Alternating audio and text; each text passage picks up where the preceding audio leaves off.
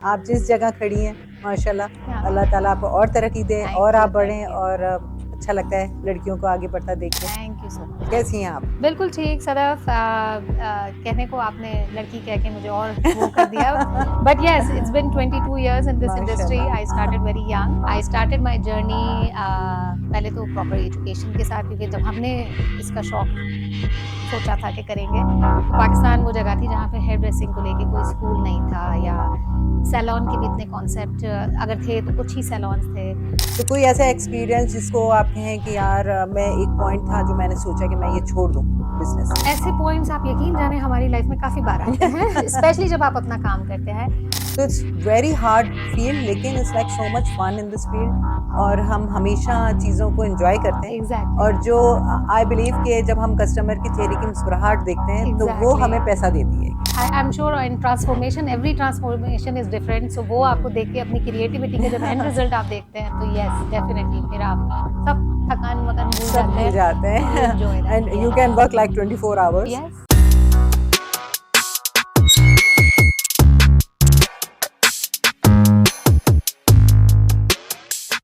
अस्सलाम वालेकुम। आज फिर हम आए हैं नए पॉडकास्ट के साथ, पॉडकास्ट बाय सदफ। और आज हमारे साथ बहुत ही प्यारी सी हमारी एक कुलीग हैं। और इनको सब लोग जानते हैं। और आज हम इनसे बातें करेंगे और उनकी लाइफ स्टोरी पूछेंगे कि उन्होंने ज़िंदगी में कैसे आगे बढ़ी, क्या क्या उन्होंने मुश्किलात देखी। और जैसे हमारा जो टॉपिक्स हैं आप लोग देखते ही आ रहे हैं पिछली किस्तों में कि हमने क्या क्या चीज़ें इश्यूज़ जो थे वो डिस्कस किए लोगों के साथ। तो आज हमारे साथ हम बात करेंगे बहुत ही प्यारी सी, बहुत ही अच्छी सी, खूबसूरत सी तंजीला। अस्सलाम वालेकुम तंजीला, कैसी वालेकुम हैं आप? सलाम, बिल्कुल ठीक। सदफ, आप कैसी हैं? बिल्कुल ठीक, thank you very much and thank you very much for coming. और आज हम आपकी ज़िंदगी का पूछेंगे कि ज़रूर। आज आप जिस जगह खड़ी हैं माशाल्लाह, हाँ। अल्लाह ताला आपको और तरक्की दे और थैंक आप यू, बढ़ें। Thank you. और अच्छा लगता है लड़कियों को आगे बढ़ता देख के। Thank you so much. कैसी हैं आप? बिल्कुल ठीक सदफ, कहने को आपने लड़की कह के मुझे और वो कर दिया। But yes, it's been 22 years in this industry. I माशाल्लाह। Started very young. I started my journey पहले तो प्रॉपर एजुकेशन के साथ, क्योंकि जब हमने इसका शौक सोचा था कि करेंगे, तो पाकिस्तान वो जगह थी जहाँ पे हेयर ड्रेसिंग को लेके कोई स्कूल नहीं था, या सैलून के भी इतने कॉन्सेप्ट अगर थे तो कुछ ही सैलून्स थे। और सबसे बड़ी बात, फैमिली की तरफ से इस चीज़ को अप्रिशिएट भी नहीं किया जाता था, बिकॉज़ कि ये फ़ील लगता था कि जैसे जो लोग नॉन सीरियस है उनके लिए है। तो हमें ये करने की इजाज़त इसलिए मिली थी क्योंकि मुझे जो है वो इमिग्रेशन चाहिए था, टू बी ऑनेस्ट। और ऑस्ट्रेलिया वो कंट्री थी जो कि हेयर ड्रेसिंग को लेकर इमिग्रेशन ऑफ़र करती थी। तो पहला साल तो था कि मुझे ये सिर्फ़ इमिग्रेशन के लिए करना है, लेकिन then I ended up doing 4 more years. वो इसलिए कि मुझे मज़ा भी आने लगा, और एक इसका बिज़नेस सेंस भी समझ आ गया कि इसको एज़ अ करियर लिया जाए तो it's as respectable as other professions. And फिर आई स्टार्टेड माय जर्नी। वहाँ ऑस्ट्रेलिया में मैंने 3 साल काम किया। अच्छा, वहाँ पे सोचें 5 साल की डिग्री के बाद भी आपको जो है ना स्क्रैच से स्टार्ट करना होता है। वो आपको जो है वो लिटरली सैलून पे पहले झाड़ू के काम पे लगाते हैं, क्लीनिंग, लिटरली क्लीनिंग आपका था, हुँ, एंड जस्ट वॉच कि हम क्या करते हैं। 1 डेढ़ साल वो किया, फिर थोड़ा-सा उन्होंने हमें हेयर ट्रस्ट वॉश, डेवलप हुआ। ट्रस्ट डेवलप हुआ, उनको लगा कि इसके अंदर पोटेंशियल है तो इसको कुछ और दिया जाए, लेकिन वो भी सिर्फ हेयर वॉश था, even treatments were not allowed. उस पे जो है आपको उन्होंने only tips were my salary, but otherwise salary भी वो आपको उस वक्त ट्रेनिंग फेज के अंदर is just the hmm. Experience they give you, but no salary. तो वो किया, फिर वो करने के बाद I came back to Pakistan. Pakistan में जब मैं आई तो मुझे इत्तेफ़ाक ऐसा हुआ कि फ्रेंड ऑफ माइन जिनके like I used to do hair, और उनकी एक फ्रेंड थी जिन लॉरियल की, वो उस ज़माने में मेरे जो डिपार्टमेंट था एजुकेशन का, पीपीडी डिपार्टमेंट, उसकी हेड हुआ करती थी वो फ्रेंड्स थे, तो कॉमन ग्राउंड्स हुए। उसने कहा लॉरियल लॉन्च हुआ है, would you be interested joining L'Oréal? मैंने कहा लॉरियल डज़ एक्जिस्ट इन पाकिस्तान? तो उन्होंने कहा नहीं, अभी जस्ट लॉन्च होने जा रहा है, would you like to? And that's how मेरी लॉरियल की जर्नी स्टार्ट हुई। I started as a junior educationist, and when I left after 8 years from there, तो I was the education head over there. I launch the academy, और plus जितना कराची, लाहौर, इस्लामाबाद और interior Punjab और जहाँ पे भी हम ट्रेनिंग्स कर सकते थे सैलॉन्स को हमने ट्रेन किया। फिर ऐसा हुआ कि अब लाइफ में कुछ और करना है फिर अपना सैलॉन किया। इट्स बिन 7.5 year अब अपना सैलॉन कर है मेरा क्लिफ्टन में। So pretty much that's it. I believe कि लड़कियों के लिए this is really good platform जहाँ पे आप बीइंग अ वुमन अपना काम कर रही होती हैं और फिर लड़कियाँ ही आपके पास आ रही होती हैं या औरतें आती हैं, बच्चियाँ आती हैं, तो आपको एक कंफर्ट जोन होता है उनका कि आप उनके साथ काम कर रही होती हैं, आप उनके लिए काम कर रही होती हैं। तो कोई ऐसा एक्सपीरियंस जिसको आप कहें कि यार मैं एक पॉइंट था जो मैंने सोचा कि मैं ये छोड़ दूँ बिजनेस? ऐसे पॉइंट्स आप यकीन जाने हमारी लाइफ में काफ़ी बार आते हैं स्पेशली जब आप अपना काम करते हैं because you know we are artist. तो एडमिनिस्ट्रेशन की जो स्किल्स है ना हमारी वो we don't like it, we don't like that area in that way कि बिकॉज यू नो अनफॉर्चुनेटली अभी हमारे मुल्क के अंदर बहुत सारे रिसोर्सेज की अगर बात की जाए ह्यूमन रिसोर्स से लेकर अदरवाइज जो हमारे इलेक्ट्रिकल इश्यूज़ हैं तो हमारे प्लम्बिंग के इश्यूज़ हैं, हमारे वाटर के इश्यूज़ हैं, ये सारे इश्यूज़ को देखते हैं तो थोड़ी आप में फ्रस्ट्रेशन आती है to be honest because as a salon owner आपको वो सब भी मैनेज करना होता है। तो वो कभी कभार डिसअपॉइंटमेंट होती है कि यार ये मैंने करके सही किया कि नहीं किया। But otherwise no regrets. I mean अपने काम करने की एक अपना एक आइडेंटिटी आपको मिलती है, फ्रीडम मिलती है, स्पेस मिलती है और क्रिएटिविटी आप जितनी करना चाहें आप कर सकते हैं। टफ है ये करना, मैं ये नहीं किसी को भी नहीं कहूँगी कि आप इसको समझते हैं because a lot of time हम हेयर ड्रेसेस को या हम स्टाइलिस्ट को लोग देख के समझते हैं it's a very fun field, it's a very easy job, आप बस जाते होंगे, खुद भी तैयार होते होंगे, क्लाइंट्स को भी तैयार। नहीं, it's not like that, it's a very hard work. मतलब आपको इमोशनली अलर्ट रहना है अपने क्लाइंट के लिए, आपको अपने जो भी बैगेज है वो छोड़ के आना है सैलून पर and you have to because it's a service industry. I believe कि जब हम काम कर रहे होते हैं तो आपका पूरा mind, this is a science. लोग अगर ये समझते हैं कि हेयर ड्रेसर जो है वो बाल काटना है या फिर आपने कलर लेके उनको सिर्फ अप्लाई करना है, तो ये चीज़ नहीं है। आपको उसके लिए प्रॉपर साइंस के तौर पे आपको वो काम करना होता है और आपके बाल रिएक्ट कैसे करेंगे वो चीज़ समझाना, it's not a easy job. और जो भी इस फील्ड में लोग लड़कियां आना चाहती हैं, आई ऑलवेज सेड कि अपनी एजुकेशन प्रॉपर सैलून से करो, प्रॉपर लोगों से करो जिनको साइंस एज अ साइंस। जब मैं इंग्लैंड गई थी तो मैंने पूरी एनाटॉमी फिजियोलॉजी पढ़ी थी। आपने भी यही पढ़ा होगा क्योंकि इस फील्ड में इसके बगैर आप पढ़ नहीं सकते, आप आ नहीं सकते। तो जब मैंने वो पढ़ा तो मुझे ऐसा लगा, जबकि मैं बहुत सालों से काम कर रही हूँ, लेकिन मुझे उस वक्त ऐसा लगा कि मुझे कुछ भी नहीं आता था। अब मुझे जाके चीज़ समझ में आई है कि ये it's like a proper science कि हम बालों को हाथ लगाते हैं और हमें पता होता है कि हम उस बाल पे काम कर सकते हैं या नहीं कर सकते, या अगर चीज़ ख़राब है तो उसे सही कर सकते हैं या नहीं कर सकते। तो इट्स वेरी हार्ड फील्ड, लेकिन it's like so much fun in this field और हम हमेशा चीज़ों को एंजॉय करते हैं। और जो आई बिलीव कि जब हम कस्टमर के चेहरे की मुस्कुराहट देखते हैं तो वो हमें पैसा देती है। I am sure in transformation every transformation is different. So वो आपको देख के अपनी क्रिएटिविटी का जब एंड रिजल्ट आप देखते हैं तो यस डेफिनेटली फिर आप सब थकान वकान भूल जाते हैं and you can work like 24 hours कि अगर काम कर रहे हैं तो फिर कंटिन्यूस करते चला रहे हैं। पाँव पैरों की क्या हालत हो रही है वो फिर जब बिस्तर पे लेटते हैं तो समझ में आती है।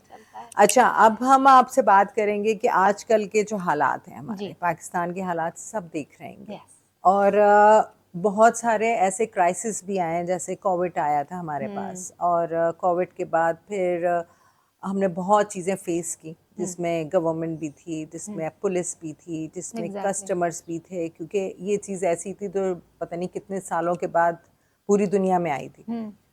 तो आपको क्या एक्सपीरियंस रहा अपने स्टाफ के साथ, अपने कस्टमर के साथ, तो थोड़ा सा बताएंगी उसके बारे में? Covid was very unheard of for all of us in every aspect of life.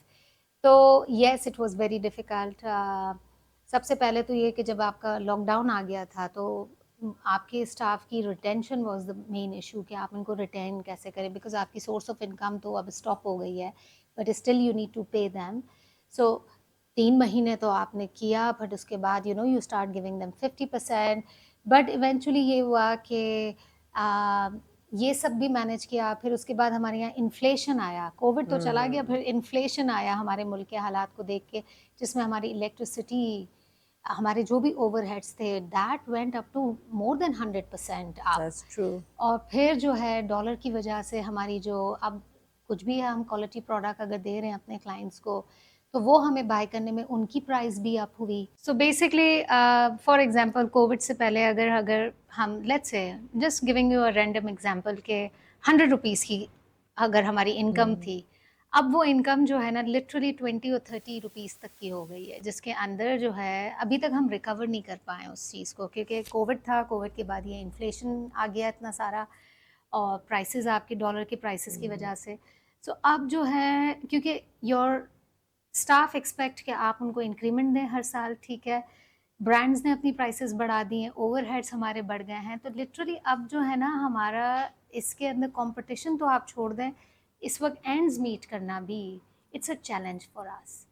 Yes, हमें सपोर्ट मिलता है जब हमारे ओकेजन्स आते हैं, ईद आ गया, दिसंबर वेडिंग सीजन आ गया, but rest of the year जो हमारे स्लो पीरियड्स होते हैं, आप यकीन जाने, I can say this very surely for other hairdressers or salon owners के behalf पे, they might ended up paying from their own pocket to maintain that place.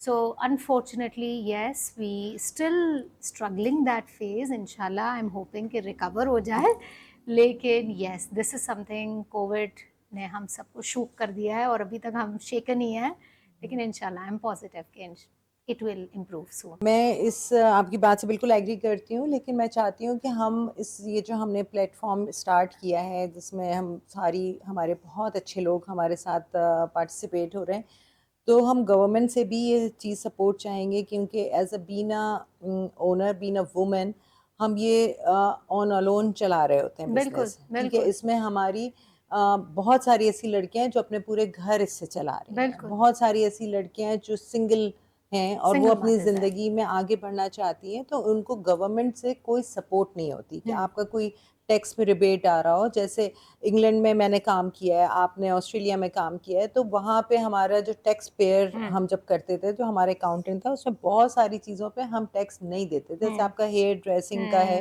तो उसमें कलर और कट जो होता था उस पर हम टैक्स नहीं देते थे, क्योंकि वो आपकी नेसेसिटी है, वरना अगर आप वाइट बालों के साथ जाते हैं तो आप डिप्रेशन में चले जाते थे। बिल्कुल, तो बिल्कुल। ये चीज़ें उनके यहाँ एग्जेम्प्टेड थी फॉर टैक्स। प्लस हमारी थ्रेडिंग होती है या हमारी वैक्सिंग होती है, वो भी एग्जेम्प्टेड थी, वो हाइजीन है, क्योंकि यस। हाइजीन के लिए कर रहे होते थे। हाँ, अगर आप मेकअप करा रहे हैं उस पर आप टैक्स चार्ज करें, बिल्कुल कराएं, क्योंकि वो आपकी नेसेसिटी नहीं है, वो आपकी लग्जरी है। यस।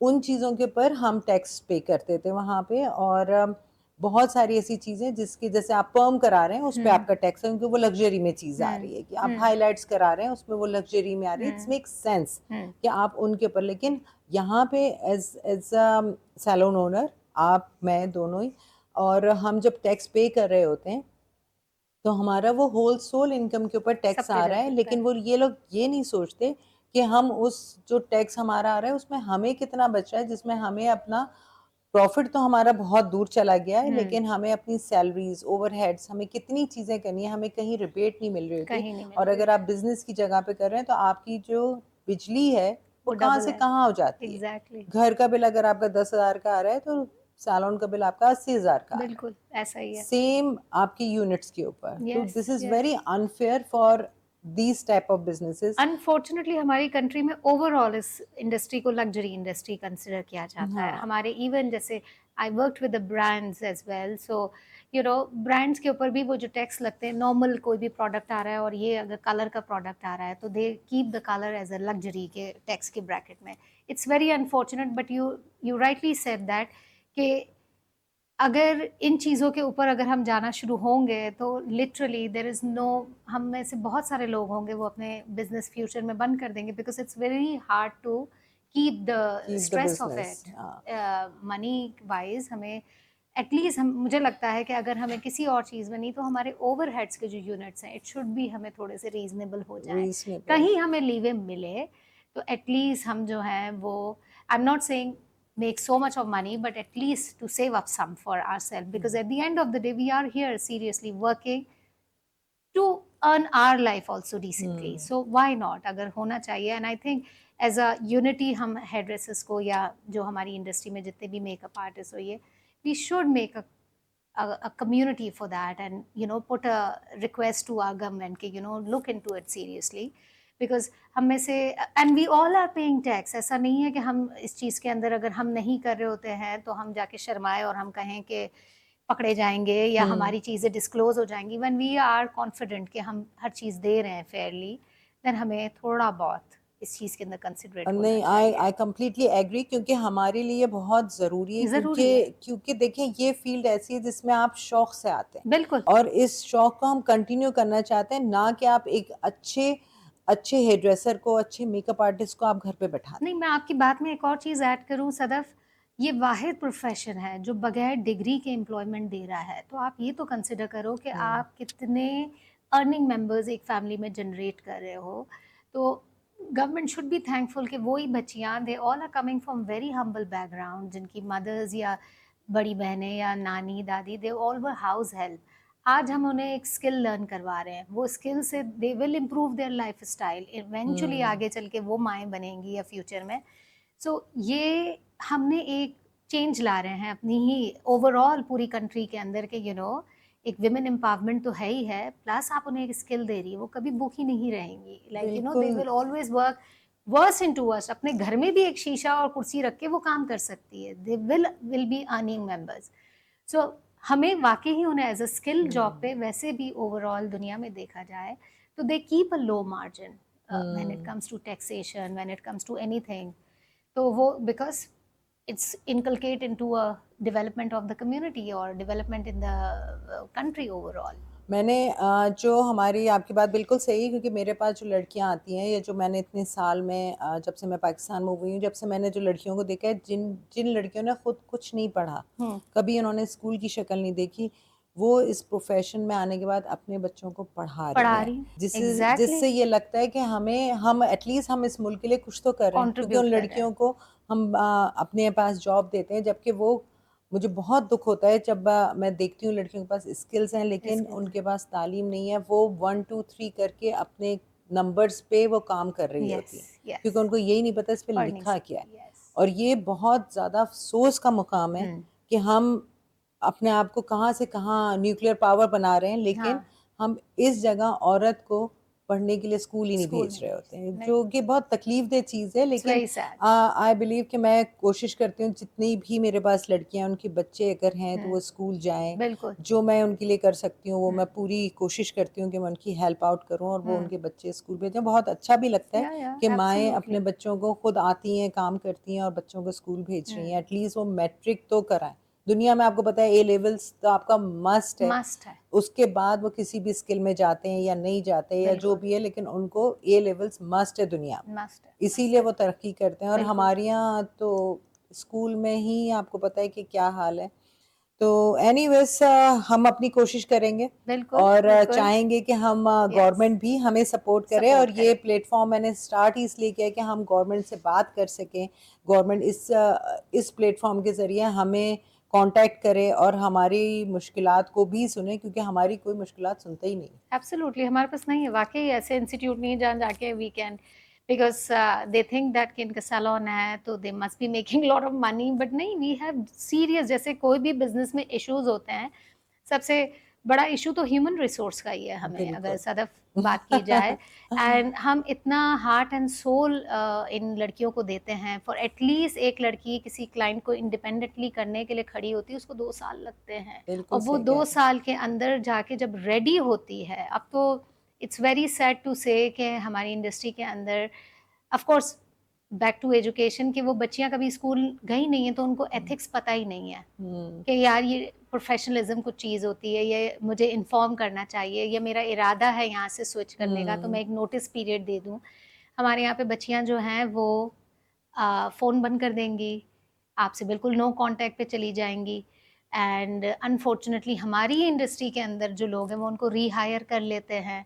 सो एटलीस्ट मैं ये भी रिक्वेस्ट आपके चैनल के थ्रू करूँगी, जो जितने भी हमारे कोलीग्स हैं वो प्लीज़ अपने सैलून पे जब भी बच्चियों को हायर करते हैं, एटलीस्ट उनकी एक रेफरेंस चेक क्या करें कि वो जहाँ से आ रही हैं क्या उनकी ड्यूज क्लियर हैं, उन्होंने कोई मिसट्रीट तो नहीं किया है, क्या उन्होंने कोई चीटिंग तो नहीं की है अपनी ओनर के साथ या वर्क के साथ, या वो जो रीजन देके निकली हैं क्या वो वैलिड है। एटलीस्ट वो आपको भी सेफ करेगा। अगर वो मुझे आज डिच कर रही है वो कल आपको भी करेगी। सो बी बिल्कुल have a conscious about it.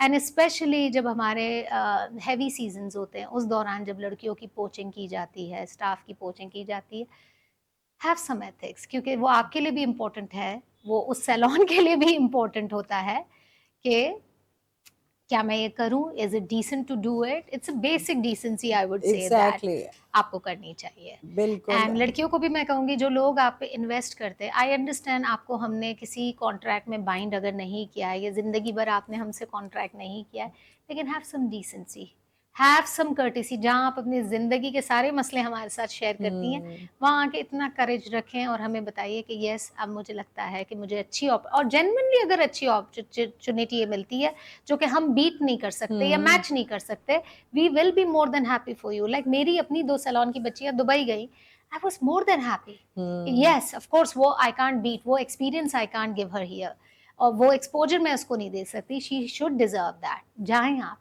लेकिन वो बच्चियां जो यहीं पे इसी मार्केट में ही जाती हैं, सो आई वुड सजेस्ट देम कि यार जिन्होंने आपका हाथ पकड़ा था मुश्किल में, उनको ऐसे ना छोड़ें।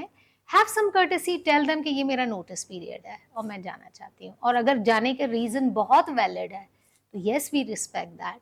और अगर रीजन फाइनेंशियल है, जो कि अगर हम मैच नहीं कर पा रहे हैं और आपको सामने वाला बहुत अच्छी ऑफर दे रहा है, देन ऑल्सो वी अंडरस्टैंड, क्योंकि वी नो हमारी चादर कहाँ तक है, हमें कहाँ दैट्स तक ट्रू आपको वो देनी आई है। 100% एग्री। लेकिन ये जो बच्चियों के इश्यूज आपने बताएंगे, ये मेरे ख्याल में मैं यहाँ पे 2017 में आई थी और अब 2005 आ गया है, 25, हाँ 25 आ गया है, और मैं इतने सालों में कंटिन्यूस ये फेस कर रही हूँ।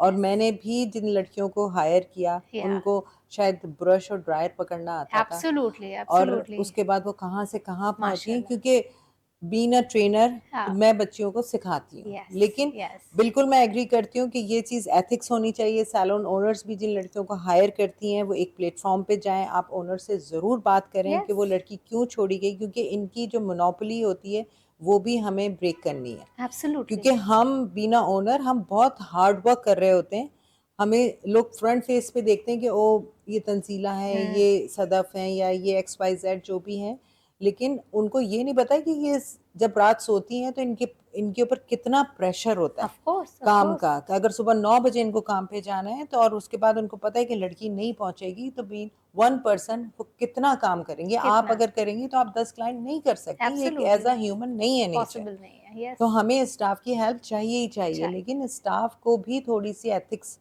आप दिखाना ज़रूर चाहिए। सिखाएं। हाँ जो जहाँ जा रही होती हैं तो उनको थोड़ी सी एथिक्स करेंगे, ठीक है हम फ़ोन करेंगे, फ़ोन करके हम आपको 2 दिन में जवाब देंगे, 3 दिन में एग्जैक्टली जवाब देंगे, ताकि आप उनका बैकग्राउंड। एक लड़की को मैंने हायर किया, she was very nice girl.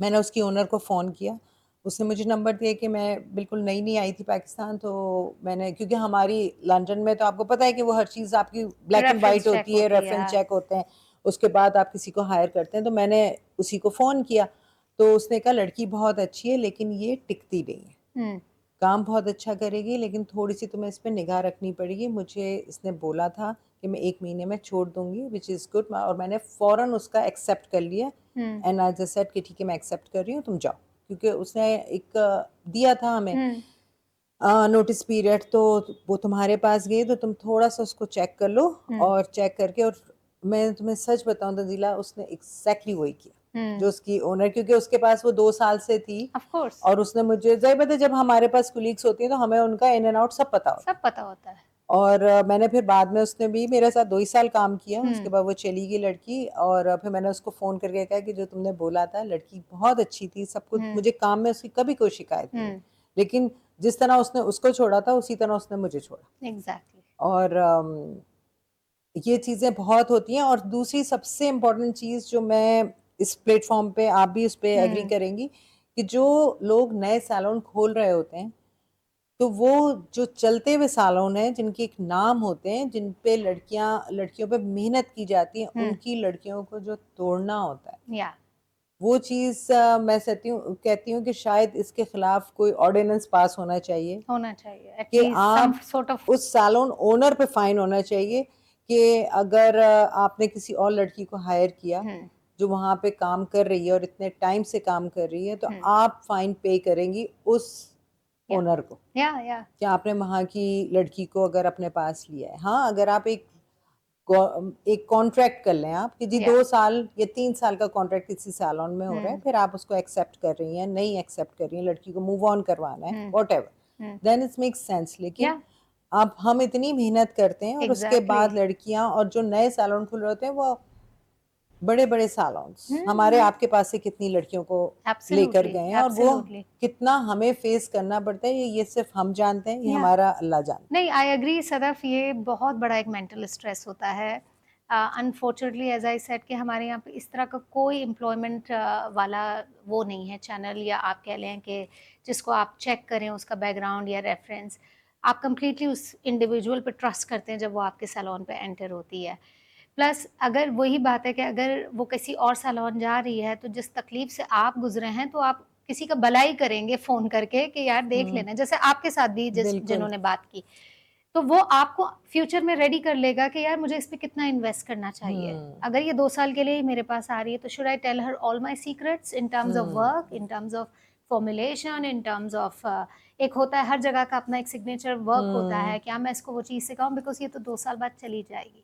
So it will save a lot of time and efforts for you, ताकि आप किसी और पे वो मेहनत करें जो विलिंग है आपके साथ लंबा टाइम गुजारने के लिए। तो इट्स वेरी गुड कि अगर हम एक दूसरे के साथ ये चीज पे सिंसियर, देखिए competition is good, healthy competition always motivates you, it's always, and अल्लाह की जात पे भी भरोसा रखिए, अगर उसने आपके नसीब में जो लिखा है वही आपको मिलेगा। आप चाहे 20 का स्टाफ लेके बैठे या एक लड़की के साथ काम करें, वो मिलेगा। सो हेल्थी कंपटीशन आप जरूर करें कि उसका काम मुझे अच्छा लगता है तो मैं उससे बेहतर करके दिखाऊं, लेकिन उसका काम अच्छा है तो मैं उसकी 4 लड़कियां तोड़ूं, ये लॉजिक मुझे समझ नहीं आती। मुझे भी नहीं समझ में आती। This is ridiculous. I believe कि इसमें आपका कॉन्फिडेंस लेवल पता चलता है कि you are not confident in your own work. Exactly, आपकी इनसिक्योरिटी सामने आती। देखिए आप मेरी लड़की ले जाएंगी, आप मेरे हाथ नहीं ले जा सकती, आप मेरा दिमाग नहीं ले जा सकती। तो इट्स ओके, मैं शायद दूसरी पे भी मुझे इतना it's a tiring job, you know, हमारे लिए वो कंटिन्यूसली ट्रेनिंग चली रही होती है। बट इट्स गुड कि अल्लाह ने हमें अभी भी इस काबिल रखा है, एंड इट्स जनरल, मैं तो कहती हूँ इसको आप सबका समझें और आगे दें, कोई मसला नहीं, लेकिन अच्छा है कि अगर आप ट्रांसपेरेंट हो एज अ एम्प्लॉय भी और एज अ जो इनको हायर, ट्रांसपेरेंट हो जाए, ताकि अगर उसको जाना है मैं नहीं रोकूंगी, आप भी देख लीजिएगा, मुझसे पूछ सकती हैं कि as a worker how she was, तो आपका भी 6 महीने की सैलरी बचेगी टू टेस्ट हर ट्राई। तो ट्रांसपेरेंटी इस चीज में करने में कोई वो मसले वाली बात नहीं है। बल्कि मैं ये समझती हूँ कि हमें ऐसा एक प्लेटफॉर्म बनाना चाहिए जहाँ पे ये लड़कियाँ हमें रजिस्टर करवाएं। हाँ, और फिर उस रजिस्टर जो भी कंपनी है उस रजिस्टर से फिर हम उनको हायर करें, तो वो एक थोड़ा सा एक जैसे हम मेड्स का होता है। हाँ, तो अगर आपकी एजेंसी के थ्रू हम हायर करें तो वो लड़की, वो एजेंसी उस चीज को कैरी ऑन कराएगी कि नहीं ये लड़की गायब नहीं होगी, या 2 साल या 3 साल या जो भी आपका क्राइटेरिया है कि जी हमें इतने साल की, तो वो लड़की हमें, वो एजेंसी हमें लड़की रिप्लेस करके दे कि भाई हम इसी कैलिबर की लड़की आपको दूसरी देंगे अगर इन केस ये चली जाती। हाँ, it's a very good idea, होना चाहिए।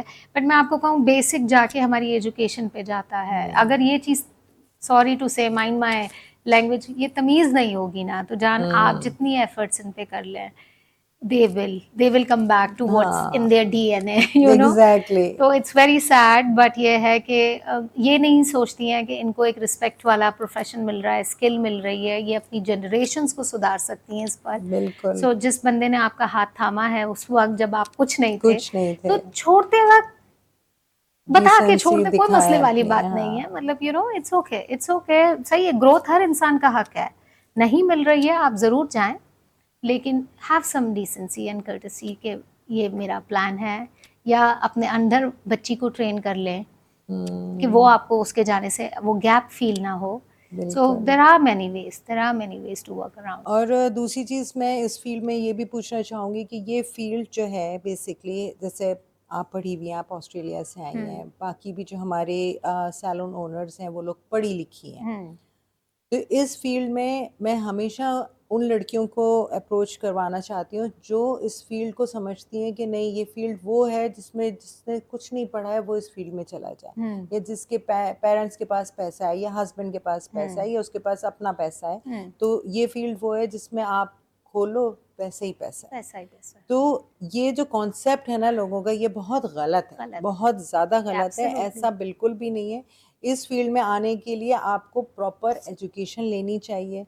आपको अपनी अपनी बेसिक जो स्किल्स हैं, आपको एटलीस्ट मास्टर्स नहीं तो आप ग्रेजुएट तो ज़रूर हो इस फील्ड में आने से। बिल्कुल। और फिर आप जब इस फील्ड में आएंगे तो आपको एटलीस्ट चीज़ समझ तो आएगी। तो आज के साथ हम ये प्रोग्राम ख़त्म करेंगे। थैंक यू तंजीला, आपके आने का बहुत शुक्रिया, और बहुत मज़ा आया मुझे आपके साथ बात करके, और इतने सारे टॉपिक्स पे हमने बात की है। और जितने लोग हमें देख रहे हैं, अगर आपको हमारा प्रोग्राम पसंद आ रहा है तो हमारे चैनल को सब्सक्राइब करिए। लिंक हमारा दिया हुआ है, नंबर्स हमारे हैं, आप लोग हमसे बात भी कर सकते हैं। और हम इंशाल्लाह जो बच्चियां नई आना चाह रही हैं, हम एक एकेडमी का बहुत जल्द अनाउंस करेंगे, इसी फोरम पे अनाउंस करेंगे, ताकि उसमें आप लोग आएँ और हम सब जो इस फोरम पे हैं आप उन सब से मिलें, अपनी मुश्किलें शेयर करिए। जो चीज़ें हम कर सकेंगे आपको सिखाने के लिए वो हम आपको सिखाएंगे। और इसी तरह हमारे साथ रहिएगा, देखते रहिएगा। हर वीक हमारा प्रोग्राम आता है यूट्यूब पे, तो इंशाल्लाह ताला फिर हम मिलेंगे दोबारा। Thank you very much.